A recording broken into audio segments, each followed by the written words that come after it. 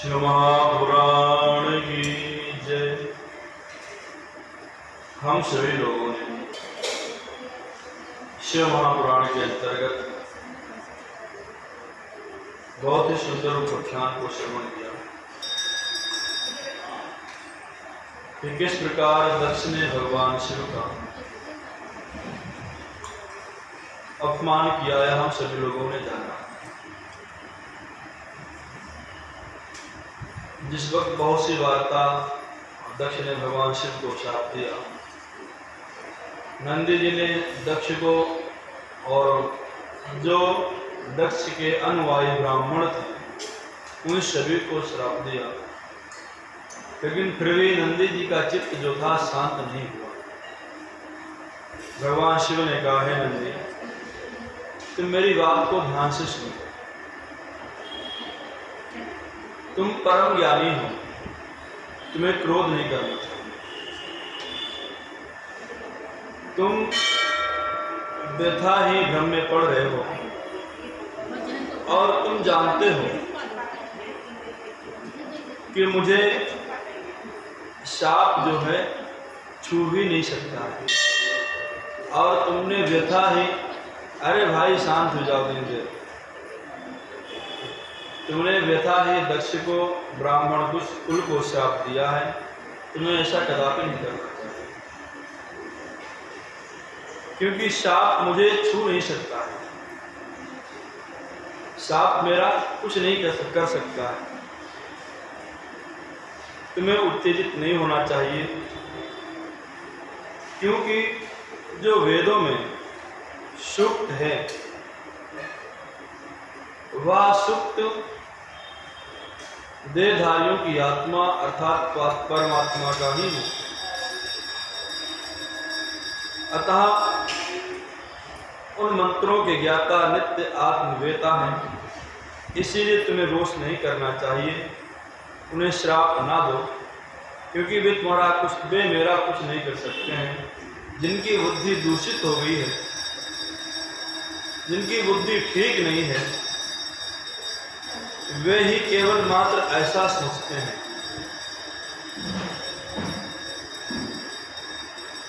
वैसे तो केवल मात्र मैं ही वेद रूप में हूँ। भगवान शिव कहते हैं, वेदा शिवा शिवो वेदा।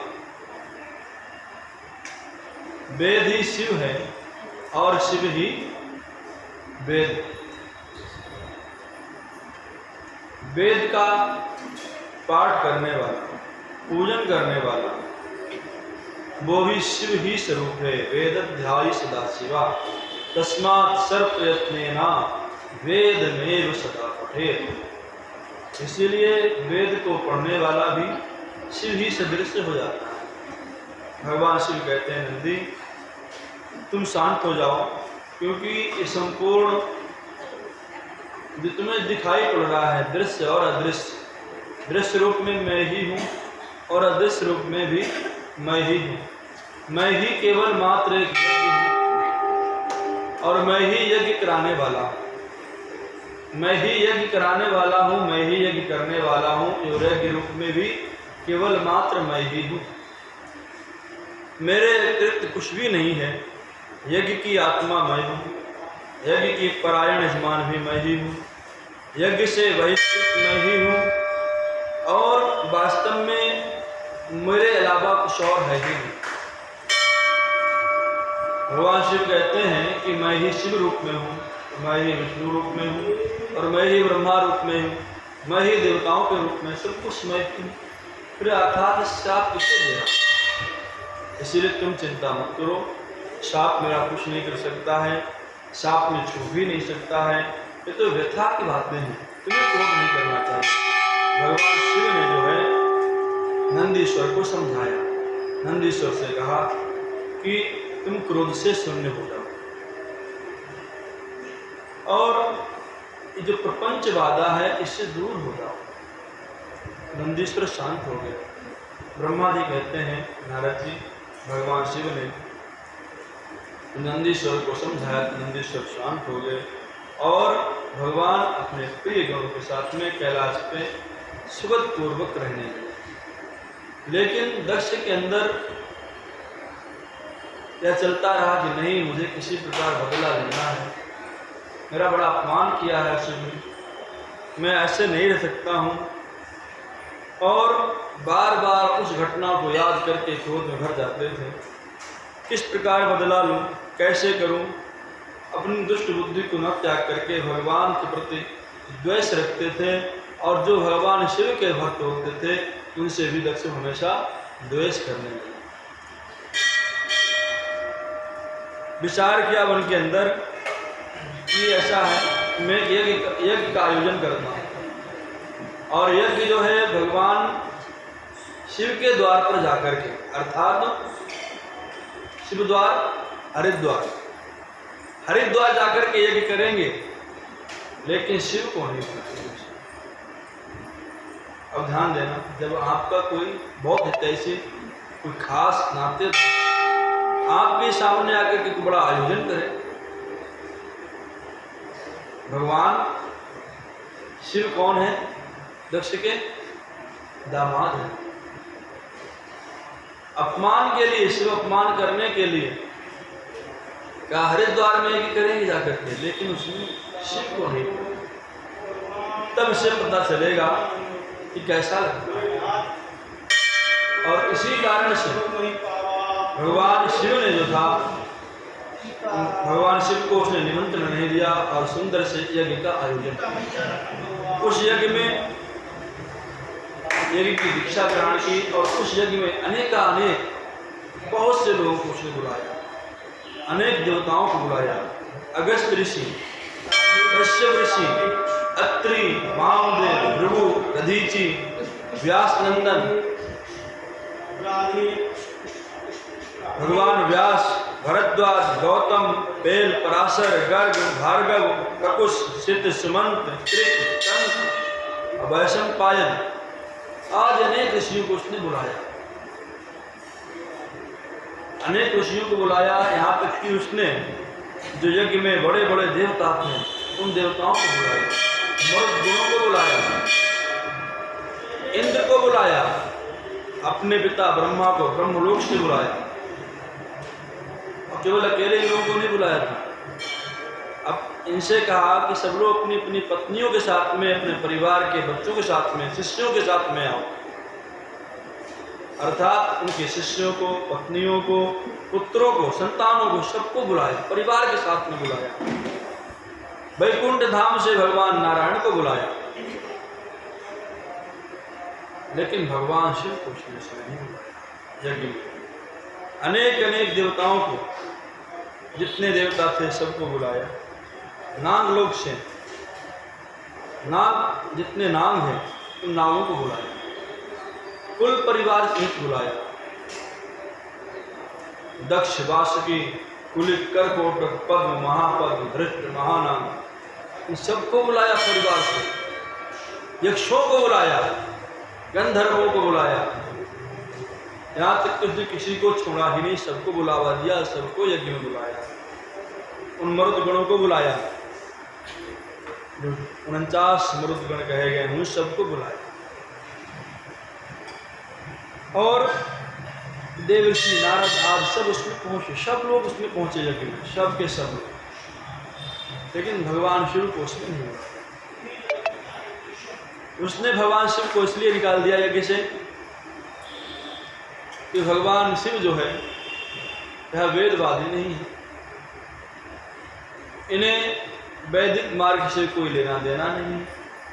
ये हमेशा अवगण रूप में रहते हैं, शमशान की भस्म अपने शरीर में लपेटते हैं, बागांबर धारण करते हैं, मरे हुए जानवरों की खाल को धारण करते हैं, और इतना ही नहीं भूत प्रेतों के साथ में रहते हैं। इसीलिए इनको यज्ञ में बुलाने के लायक नहीं है। और इसी कारण से ये कपाली हैं, कपाल धारण करने वाले हैं, अर्थात मुंडों की माला पहनने वाले हैं। और इनकी पत्नी को बुलाना ठीक नहीं है, क्योंकि कपाली की पत्नी भी कपाली होगी, जैसे डॉक्टर की पत्नी डॉक्टराइन होती है ना, जानते चाहे इलाज आता हो या ना आता हो, है ना। उसी प्रकार से कि इनको बुलाना ठीक नहीं है, क्योंकि कपाली की पत्नी भी कपालिनी होगी, इसीलिए उसको बुलाना भी ठीक नहीं है। शिव के कारण अपनी प्रिय पुत्री सती को भी इस लक्ष्य ने छोड़ दिया और त्याग किया। उस यज्ञ में समस्त लोग गए हुए थे। दधीचि मुनि ने जब देखा कि समस्त देवता लोग आए हुए हैं, ब्रह्मादि बड़े बड़े देवता, और यहाँ तक कि भगवान नारायण सब लोग पधारे हुए हैं यज्ञ में, लेकिन भगवान शिव क्यों नहीं दिखाई पड़ते? दधीचि भगवान शिव के परम है। उनका चित्त बड़ा शांत हो गया और उठ करके खड़े हो गए और सबको संबोधित करते हुए कहा, हे मुख्य मुख्य देवताओं, हे महर्षियों, आप सब लोग मेरी बात को प्रशंसापूर्वक सुने। इस यज्ञ महोत्सव में मैं जानना चाहता हूँ भगवान शिव क्यों नहीं आए। जानना चाहता हूँ भगवान शिव क्यों नहीं आए, क्या कारण है? यद्यप वे बड़े देवेश्वर, बड़े बड़े मुनि लोक वाले यहाँ पर पधारे हैं, ब्रह्मादि भगवान नारायण सब लोग पधारे हैं, बड़े बड़े दिक्पाल सभी लोग, बड़े बड़े ऋषि लोग, महर्षि लोग, सब लोग, ब्रह्म ऋषि लोग सब लोग पधारे हैं, सप्त ऋषि लोग यहाँ पर पधारे हैं, फिर आखिर ऐसा क्या कारण है जो भगवान यहाँ पर शिव नहीं आए? इस यज्ञ में 88,000 समझिए पहले ऋतुज्ञ लोग हैं। ऋतुज्ञ अर्थात ब्राह्मण लोग, और फिर होता अलग थे, उद्गाता अलग थे। होता उद्गाता, होता मतलब जो हवन में आहुति देने वाले। इतनी बड़ी संख्या में, विशाल ब्राह्मणों की बड़ी संख्या में, और भगवान यज्ञ साक्षात वहाँ पर विराजमान थे। उस यज्ञ में यज्ञ नारायण भगवान साक्षात यज्ञ विराजमान थे यज्ञ रूप में। अग्निदेव अपने हजारों मुख से, सहस्त्रों मुख से आहुति ग्रहण कर रहे थे देवताओं की, लेकिन जब दधीचि ने भगवान शिव का अपमान देखा कि आखिर ऐसा क्या है, भगवान शिव क्यों नहीं आए हैं? दधीचि ने कहा कि भाई, बिना शिव के यज्ञ शोभा नहीं देता है। जिस यज्ञ में भगवान शिव की कृपा ना हो, भगवान शिव ना हो, वह यज्ञ कल्याण में नहीं हो सकता है। अरे भगवान शिव ऐसे कृपालु और दयालु हैं, समस्त देवता तो केवल मात्र 2 दृष्टि से ही कृपा करते हैं, हमारे शिव तो 15 दृष्टि से कृपा करने वाले हैं। उनके पास 15 नेत्र हैं कृपा दृष्टि के लिए, और हर नेत्र से भगवान शिव कृपा करते हैं। फिर भगवान शिव क्यों नहीं आए? अरे जहाँ पर भगवान बृहस्पतिध्वज परमेश्वर नीलकंठ ना दिखाई देते हो, वहाँ पर कल्याण नहीं हो सकता है। दधीचि ने कहा, अरे जिन भगवान के नाम से ही केवल मात्र मानव का कल्याण हो जाता है। शिव का अर्थ होता है कल्याण, शिव अर्थ कल्याण। जिसके नाम का ही अर्थ कल्याण हो, जिसका नाम लेने मात्र से, केवल मात्र शिव कहने, 2 शब्द कहने मात्र से कल्याण हो जाता हो, वह भगवान शिव इस यज्ञ में क्यों नहीं आए? मैं तुम सभी से कहता हूं, यदि आप सब लोग अपना भला चाहते हो, इस यज्ञ को पूरा करना चाहते हो, तो आप सब देवता लोग, ब्रह्मा जी, भगवान नारायण, दक्ष, आप स्वयं भगवान शिव के चरण में शरण में जाओ और उन्हें यहाँ बुला करके लेकर जाओ। जब तक भगवान शिव यदि यहाँ नहीं आएंगे, तब तक यह यज्ञ कल्याण के रूप में नहीं हो सकता है। यह यज्ञ किसी के कल्याण के लिए नहीं हो सकता है। और केवल उन्हीं को लेकर के नहीं आना है, साथ में माता सती को भी लेकर के आओ। और तुरंत अगर देवेश्वर यहाँ पर आते हैं तब तो ठीक है, नहीं तो यह यज्ञ किसी के कल्याण के लिए नहीं होगा, या यज्ञ विध्वंस हो जाएगा और यज्ञ में आने वालों का भी नाश होगा, यज्ञ करने वाले का भी सर्वनाश हो जाएगा। दधीचि मुनि ने साफ साफ शब्दों में दक्ष को ऐसा कहा। लेकिन उस वक्त दधीचि मुनि की बात हंसते हुए दक्ष ने कहा, अरे मुनियों, मेरी बात को ध्यान से सुनो। वह शिव किसी के लायक नहीं है, वह किसी यज्ञ में भाग लेने के लायक नहीं है। उसमें कोई विशेषता नहीं है उस शिव में, क्योंकि वह शिव जो है मरघट में, शमशान में, भूत प्रेतों के साथ में रहता है। और तो और बात तो राक्षसों के द्वारा पूजित है। वह कपाली, कपाल धारण करने वाला, दिगंबर अर्थात नग्न अवस्था में रहने वाला और मरे हुए जानवरों की खाल को धारण करने वाला शिव, वह यज्ञ के लायक नहीं है। मैं सभी को समझा करके कहता हूँ कि आप लोग जो है उस प्रेतों के स्वामी का पीछा छोड़ो। उससे ना तो आपका कल्याण होने वाला है और न किसी का कल्याण होने वाला है। ये अपनी मूढ़ बुद्धि को, अपनी अज्ञानता को त्याग दो। दधीच मुनि ने कहा, देखो मेरी बात मानो, भगवान शिव जब तक इस यज्ञ में नहीं आते हैं तब तक यह यज्ञ पूरा नहीं हो सकता है, क्योंकि यज्ञ स्वरूप भगवान शिव ही हैं। वो समस्त देव स्वरूप हैं। जितने इस वक्त देवता लोग शिव की माया से मोहित हो रहे हैं, उन्हें लगता है कि हम तो भगवान शिव से अलग हैं। जैसे आपको प्रतीत होता होगा कि हम अलग हैं और ये अलग है नहीं? मतलब आपको नहीं लगता कि कभी संसार में हम लोग रह रहे हैं, हम अलग हैं, दूसरा व्यक्ति अलग है, तीसरा व्यक्ति अलग है, लेकिन वस्तुतः ऐसा है नहीं। आत्मा तो केवल माँ सभी की एक ही है, एक ही द्वारा, एक के द्वारा ही प्रकाशित हो रही है। जैसे बल्ब लगाओ है ना, तो बल्ब एक यहाँ जलाए एक वहाँ जलाए के जल तो अलग अलग रहे, लेकिन लाइट तो एक ही है ना। तो उसी प्रकार दधीच कहते हैं कि देखो भाई, सब अभी आपको आप माया से मोहित हो रहे हो, अभी आपको ऐसा प्रतीत हो रहा है कि हम अलग हैं और वो अलग हैं, लेकिन ऐसा है नहीं। वस्तुतः सब केवल मात्र एक ही हैं, भगवान शिव के ही स्वरूप में हैं। इसीलिए उन शिव स्वरूप का अपमान करना कदापि शोभा नहीं देता है। दक्ष ने कहा कि अरे उन ईर्ष्यालुओं को बुलाने से कोई फायदा नहीं निकलने वाला। वो तो आत्म प्रशंसक हैं, अपनी प्रशंसा सुनने वाले हैं, मूढ़ हैं, मूढ़ अर्थात मूर्ख हैं, जड़ बुद्धि के हैं, मौनी हैं, मौन धारण करने वाले हैं, ईर्ष्यालु हैं। इसीलिए उन्हें यज्ञ में, हमें तो नहीं लगता है कि यज्ञ में उन्हें बुलाया जाए, और वो यज्ञ में बुलाने के लायक नहीं है। दधीच मुनि को बड़ा खराब लगा।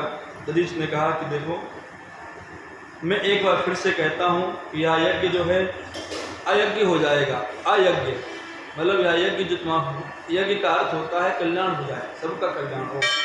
यज्ञ का मतलब यही होता है विश्व का कल्याण चाहे, जिसमें कल्याण की भावना न रह जाए तो वह यज्ञ नहीं होता है। इसीलिए विनाश का कारक बन जाएगा।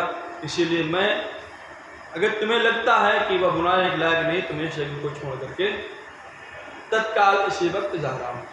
और दधीच मुनि ने उसी वक्त यज्ञ से बाहर निकल गए, यज्ञशाला से बाहर निकल गए। कहा मुझे इस यज्ञ से कोई मतलब नहीं है।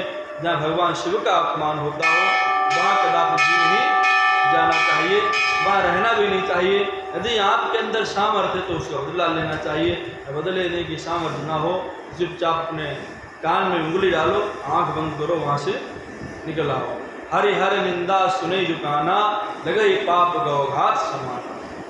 इसीलिए भगवान जहाँ हरि की निंदा हो रही हो वहाँ कदापि भी नहीं ठहरना चाहिए। यदि अगर आपके अंदर सामर्थ्य है, आप जवाब देने के लायक है तो जवाब दो। यदि जवाब देने के लायक नहीं है, आप में सामर्थ्य नहीं है, तो सबसे अच्छी बात यह है कि कान में उंगली डाल करके हाँ वहाँ से अलग हो जाओ। दधीच मुनि ने ऐसा ही किया। दधीच मुनि तुरंत तत्काल उसी वक्त जो था वहाँ यज्ञ का परित्याग कर दिया और यज्ञ को छोड़ करके अपने आश्रम की ओर चले आए। भगवान शिव के और अनुयायी बैठे हुए थे। उन्होंने कहा कि देखो, या तो शिव को बुलाओ, नहीं तो मैं भी यज्ञ को छोड़ के जा रहा हूँ। दक्ष ने उनकी बड़ी हंसी उड़ाई। अरे देखो तो पहले, ये भी शिव का कितना बड़ा भक्त बनता है, अपने आप को मानता है, कितना मूढ़ है। दधीच मुनि को कहा कितना मूर्ख है, कितना मूढ़ है। अरे ऐसे लोगों की मुझे वैसे ही जरूरत नहीं थी। ये लोग चले आए, तो मैंने चलो कोई बात नहीं है, अब ये अपने आप ही छोड़ के जा रहे, सबसे अच्छी बात तो यही है। तो जितने शिव के अनुयायी और बैठे हुए थे बस सब छोड़ करके यज्ञ को चल दिए। अब आगे बात कल बताएंगे आपके यहाँ। आज की बात यहीं पर विराम। शंकर भगवान की, शिव महापुराण की।